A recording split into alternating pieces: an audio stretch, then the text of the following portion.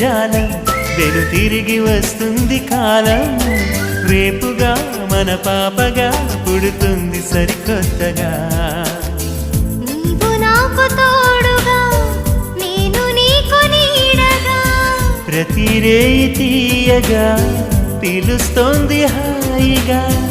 ఇలా ఉండిపోతే చాలుగా నువ్వంటే నాకిష్టమని